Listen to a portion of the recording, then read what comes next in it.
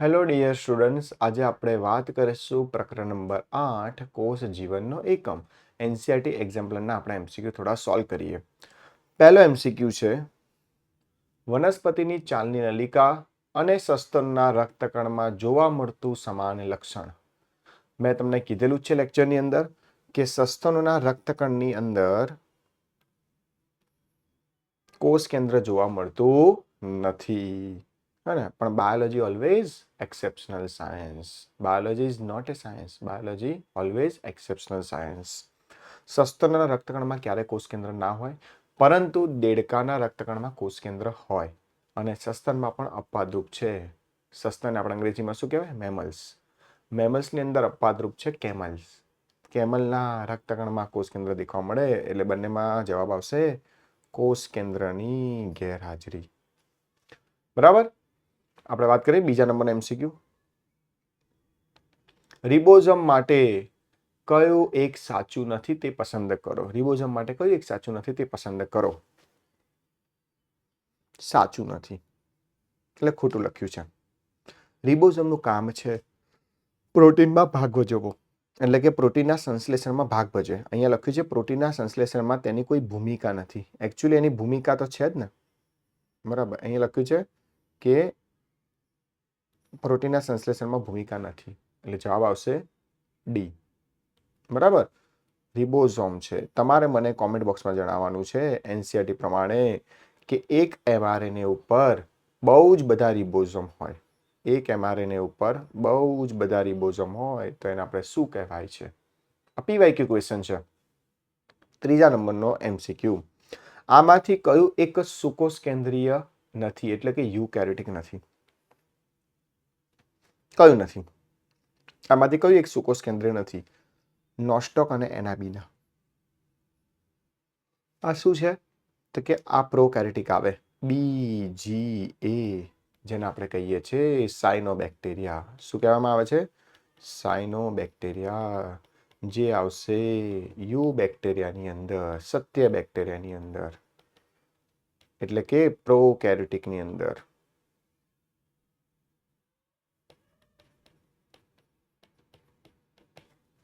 બરાબર. ચોથા નંબરનો એમસીક્યુ. નીચે આપેલું કયું અભિરંજક રંગસૂત્રના અભિરંજન માટે સૌથી વધુ અયોગ્ય છે? અયોગ્ય દેખવું હોય તો કયું અભિરંજક હોય? તો કે મિથિલિન બ્લુ વપરાય, એસિટોકાર, આ અહીંયા છે ને એસિટોકાર્બન યાદ રાખવાનું છે, એ પણ વપરાય, મિથિલિન બ્લુ પણ વપરાય અને બેઝિક ફ્યુસિડિન પણ વપરાય. બરાબર. બેઝિક ફ્યુસિડિન કોષ કેન્દ્રની અંદર આપણે વાત કરેલી હતી. સેફ્રેનિન એ રંગસૂત્ર દેખવા માટે છે નહીં. બરાબર. પાંચમા નંબરના એમસીક્યુ વાત કરીએ. વિવિધ કોષો ભિન્ન કદના હોય છે. નીચે આપેલા તેમને કદના ચડતા ક્રમમાં સાચો વિકલ્પ પસંદ કરો. સાચો વિકલ્પ પસંદ કરો. માઇકોપ્લાઝમા સૌથી નાનો કોષ, સામરૂગને ઈંડું સૌથી મોટો કોષ,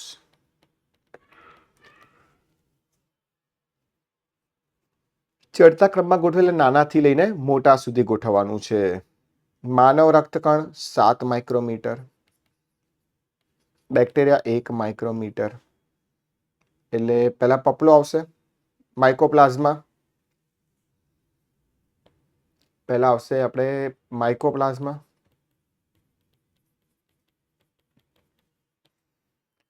પછી આવશે બેક્ટેરિયા, પછી આવશે રક્તકણ અને સૌથી આવશે મોટો કોષ, સામુગનો કોષ.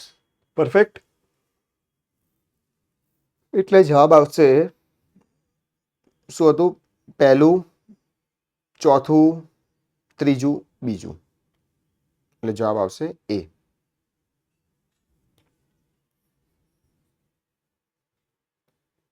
છઠ્ઠા નંબરનો એમસીક્યુ. આદિકોષ કેન્દ્રી કોષ અને ઘણા સુકોષ કેન્દ્રીયમાં નીચેનામાંથી કયું લક્ષણ સામાન્ય છે? બરાબર. કયું લક્ષણ સામાન્ય છે? બંનેમાં રંગસૂત્ર હશે. રંગસૂત્રમાં ફરક છે, લક્ષણ સામાન્ય છે. બંનેમાં લક્ષણ સામાન્ય છે.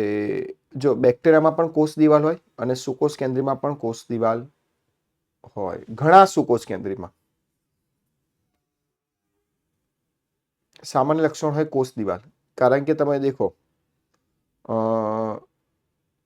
ફૂગની કોષ દિવાલ, સુકોષ કેન્દ્રમાં ફૂગની કોષ દિવાલ કાઇટિન એટલે કે ફંગસ સેલ્યુલોઝની બનેલી હોય.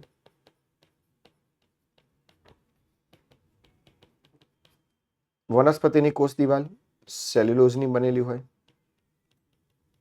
પ્રાણી કોષમાં કોષ દિવાલ ના હોય. બેક્ટેરિયાની કોષ દિવાલ પ્રોટીન પ્લસ સુગરની બનેલી હોય, એટલે કે amino acid plus sugar, amino acid plus સુગરની બનેલી હોય. એટલે આપણે એને કહી શકીએ પેપ્ટિડોગ્લાયકેન. એટલે આપણે કહી શકીએ પેપ્ટિડોગ્લાયકેન. નામ નાગ આપણે કરાયું હતું. N acetyl muramic acid, N acetyl glucuronic acid. એટલે જવાબ છઠ્ઠામાં આવશે કોષ દિવાલની હાજરી. સામાન્ય લક્ષણ છે. ચલો 7મા નંબર એમસીક્યુ, કોષ રસ પટલના ફ્લુઇડ મોઝેક મોડેલ કોણે સૂચવેલ છે? કોષ રસ પટલના ફ્લુઇડ મોઝેક મોડેલ સૌથી ઇઝી ક્વેશ્ચન છે. સિંગર અને નિકોલ્સને સૂચવેલ છે. નીચેનામાંથી કયું વિધાન સ્ત્રાવી કોષ માટે સાચું છે? સ્ત્રાવી કોષ ગોલ્ગી પ્રસાધનની ગેરહાજરી હોય છે એવું ના હોય, હાજરી હોય છે એવું લખવું પડે. સાચું છે. લીસી અંતઃકોષ રસજાળ હોય છે, માત્ર લખ્યું છે. ખોટું છે. સ્ત્રાવી કણિકા નિર્માણ થાય છે, આવું તો કશું છે જ નહીં. એટલે આપણે કોષમાં આરઈઆર સરળતાથી અવલોકિત થાય છે એવું કહી શકીએ. આરઈઆર બરાબર.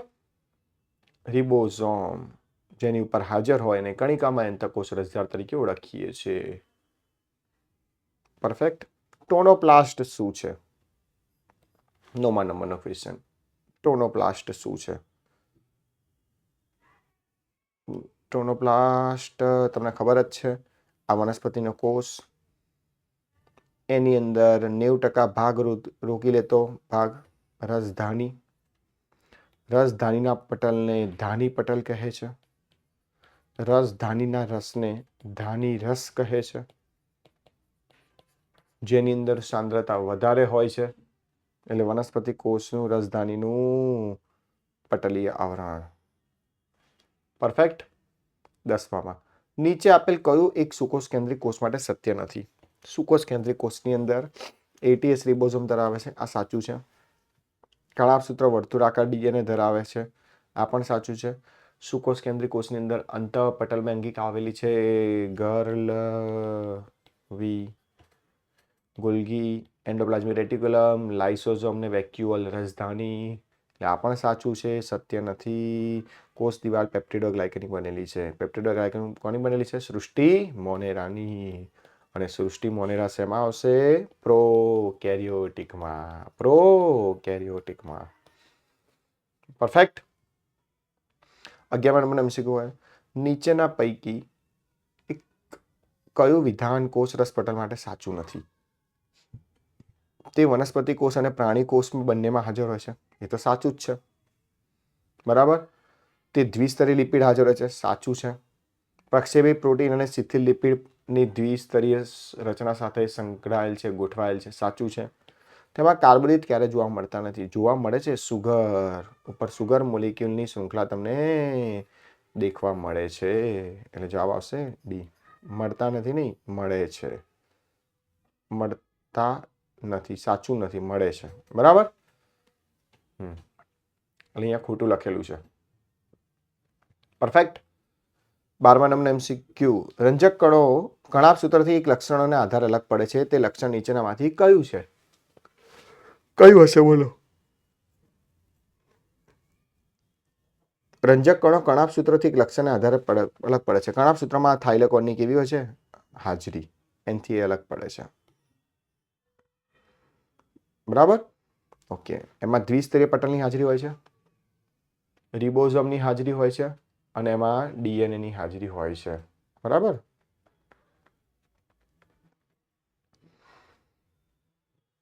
ચલો નેક્સ્ટ. 13મા નંબરનો એમસીક્યુ, નીચે આપેલ કયું કાર્ય કોષમાંના કોષરસ્ય કંકાલનું નથી? કોષમાંના કોષરસ્ય કંકાલનું નથી, ખબર જ છે.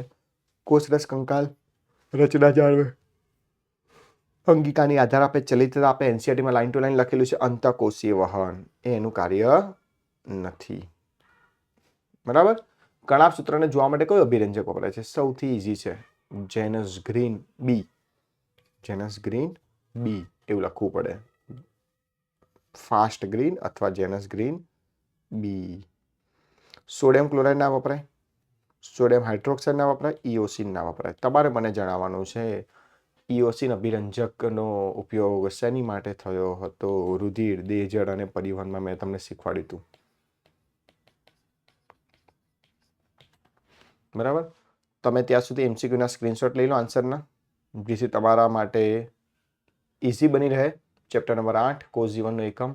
પહેલામાં છે ડી, બીજામાં છે ડી, ત્રીજામાં છે બી, ચોથામાં બી, પાંચમામાં એ, છઠ્ઠામાં બી, સાતમામાં સી, આઠમામાં બી, નવમામાં સી, દસમામાં એ, 11મામાં સી, 12મામાં સી, 13મામાં એ અને 14મામાં એ. આવા જ નવા વિડીયો સાથે આપણે મળતા રહીશું મારી ચેનલ પર. ત્યાં સુધી મારી ચેનલને જો લાઈક ના કરી હોય, શેર ના કરી હોય, સબસ્ક્રાઇબ ના કરી હોય તો જરૂરથી કરી લેજો, જેથી તમને યુઝફુલ ઇન્ફોર્મેશન મળી રહે. Thank you students for your support.